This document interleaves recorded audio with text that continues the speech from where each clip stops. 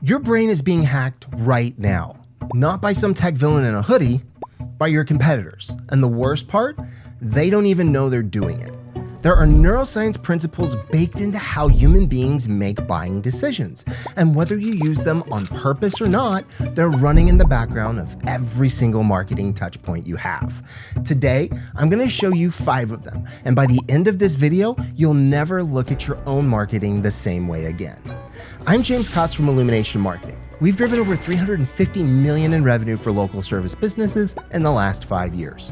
Roofing, salons, home care, industrial services, professional services across Houston and beyond. And the businesses that consistently win in competitive markets aren't always the best at what they do. They're the ones whose marketing is aligned with how the brain actually makes decisions. The ones that lose, well, they're writing copy based on what they want to say, not what the brain is wired to respond to. So let me walk you through the 5 principles that separate the businesses getting 30 calls a week from the ones wondering why their phone isn't ringing. And no, post more on Instagram isn't one of them. Principle number 1, loss aversion. Psychologist Kahneman and Tversky discovered this in the 1970s, and it's one of the most replicated findings in all of behavioral science. People feel losses approximately twice as strongly as equivalent gains. Now, that's not a marketing opinion, that's neuroscience. Your brain is literally wired to flee from pain harder than it chases reward. So what does that mean for your marketing? It means save money on your energy bills is a weaker message than stop overpaying every single month. It means get more leads is weaker than find out how many leads that you're losing right now. Let me illustrate this. If you put a person on a track and tell them $1 million is waiting at the finish line, they'll run hard. But if you put that same person on the same track and tell them a lion is behind them, they will find a gear they didn't know they had. The destination is identical. The distance is identical, but the brain running toward reward and the brain running away from loss are not operating at the same intensity, not even close. Loss aversion isn't a quirk of human psychology. It's the entire operating system. Now apply that to your marketing. Our clients see an average of 40% more leads is a fine sentence. Forgettable, but fine. Most local service businesses are losing between $8,000 and $20,000 a month in jobs that are going to their competitors, not because they're worse at work, but because they're invisible on Google. Now that lands differently. Same category of information, completely different neurological response. The businesses winning in your market have figured this out, some intentionally, most by accident.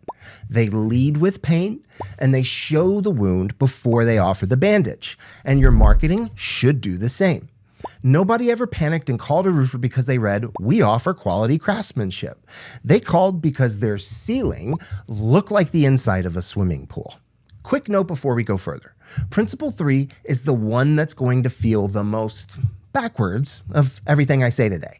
Most business owners hear it and immediately want to argue with me. I want you to stay with it because it's the one thing that's doing the most damage to your brand right now without you realizing it. Keep watching. Principle number 2, the anchoring effect. The first number a prospect encounters becomes the psychological reference point for every number that follows. The brain doesn't evaluate prices in isolation, it evaluates them relative to the anchor that you set. Said differently, whatever number a prospect sees first becomes the yardstick for every number they see after that. You control the yardstick. Most businesses just don't realize that they're setting it. It's like on Pawn Stars. Someone walks into the shop and says, "I think this is worth $5,000. Rick Harrison comes back with $500. Now, watch what happens. Nobody's negotiating from zero anymore. The entire conversation lives between those two numbers. Whoever said their number first just set the ceiling and the floor, and that's anchoring happening in real time every single episode. Here's how this plays out in your marketing. We lead every conversation, every video, every public speaking engagement, every sales call with $350 million in revenue driven for local service businesses. That number exists in the prospect's brain before pricing ever comes up. So when they're evaluating what our retainers cost, their brain isn't comparing it to the last agency that they talked to. It's sitting inside a $350 million frame. That's not a coincidence. That's deliberate anchoring. Now flip it. Think about your own business. Does your website lead with your most impressive result or your most affordable package? Because if you're opening with a price, you've set the anchor low before the prospect even understands what you're worth. A roofing company that leads with full replacements starting at $8,500 has anchored the conversation around cost. A roofing company that leads with we've protected over 2,400 Houston homes from storm damage has anchored it around value and trust. Same business, completely different psychological starting point. Because if you're leading with anything other than your strongest anchor, you're letting the prospect's brain fill in that number on its own, and it's not going to be generous. We did a full video on this. You can see it here or in the link in the description. Principle number 3, I told you this one feels the most backwards. It's called the Pratfall effect. In 1966, psychologist Elliot Aronson ran an experiment. He had people listen to recordings of someone completing a quiz. In one version, the person answered perfectly. In another, the same person answered perfectly, but then spilled coffee on themselves at the end. People liked the coffee spiller more. A small humanizing flaw made the otherwise perfect person more attractive, not less. Here's a real-world example of this. In 2009, Domino's ran ads openly admitting their pizza was terrible. Direct quote from their CEO on national television. They didn't bury it, they led with it. Their stock price went from around $3 to $400 in the decade that followed. That's not a TV show. That's a real business that used the Pratfall effect deliberately and won. Now, here's why this matters for your marketing. Your brain is wired to distrust perfection because nothing is perfect and the brain knows it.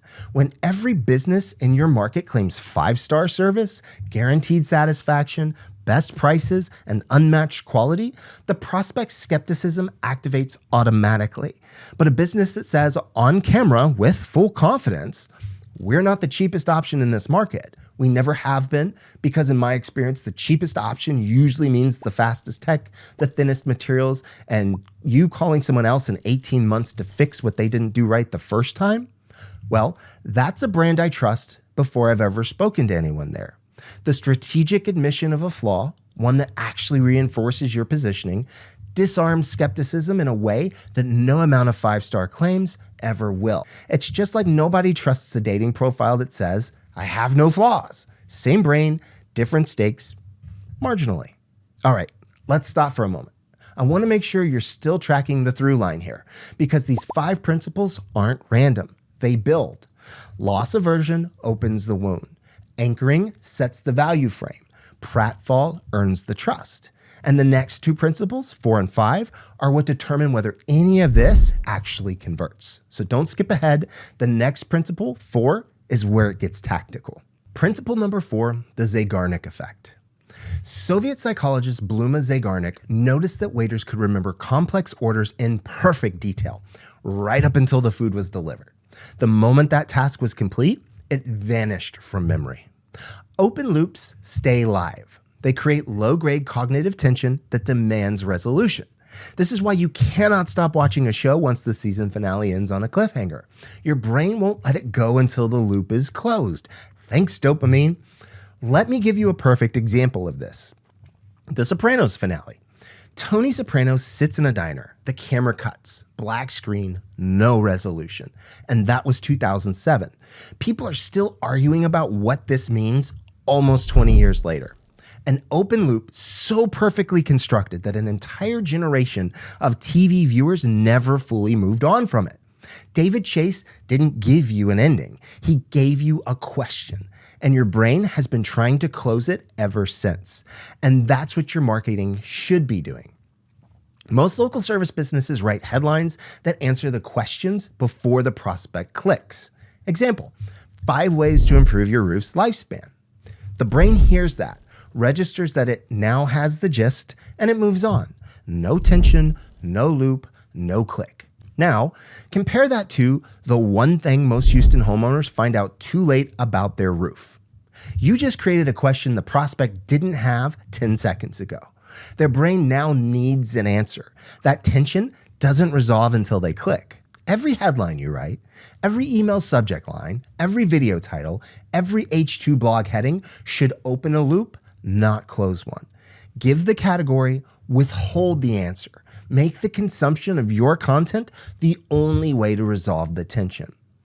Which is also, for the record, exactly why I told you Principle 3 would feel backwards before I explained it. You're welcome. You stayed. Principle number 5, the Baader-Meinhof phenomenon, also called the frequency illusion. Here's how it works. You learn a new word. Suddenly, you hear it everywhere. Here's an example. You buy a white Jeep Wrangler. Suddenly, you see white Jeep Wranglers on every highway. They were always there. You just weren't tuned into them. What happened is your brain's reticular activating system, the filter that decides what's worth paying attention to, flagged that as relevant and started surfing it from the noise. There's a movie that demonstrates this perfectly. It's called The Truman Show. The moment Truman starts noticing inconsistencies in his world, the same extra cycling through, the light falling from the wrong angle, the radio accidentally broadcasting his location, he cannot stop seeing them. His reticular activating system has flagged the cracks. Now they're everywhere. The entire architecture of his reality looks different because one thing got flagged as irrelevant. That's what happens when a prospect encounters your brand in a meaningful way for the first time. After this video, you're going to notice illumination marketing in places that you didn't before. Our retargeting ads, our map pack listing, another YouTube video, not because we suddenly appear more, because your brain flagged us. The marketing application of this is more powerful than most agencies will ever tell you. Your job is not to be everywhere. Your job is to be noticed once in a meaningful enough way that the brain flags you as relevant. After that, your retargeting ads, your map pack listings, your YouTube videos, your GBP posts, they don't feel like ads anymore. They feel like confirmation. And most businesses try to win through volume of impressions. You can win through quality of first impression if you understand that the brain does the rest of the heavy lifting automatically. This is also why after someone has one bad experience at a restaurant, they suddenly remember every other thing about what they didn't like about that restaurant. Same mechanism, different direction. Still, your brain, still not being fair about it. Let me close the loop. Since we've established your brain needs that.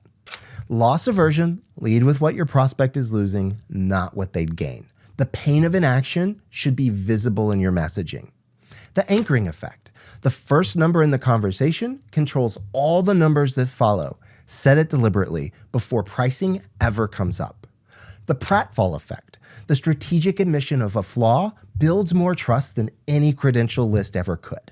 Say the one thing your competitors won't. The Zeigarnik effect. Open loops, not closed ones. Create the question, be the answer. And the Baader-Meinhof phenomenon. When the first impression, the brain does the rest.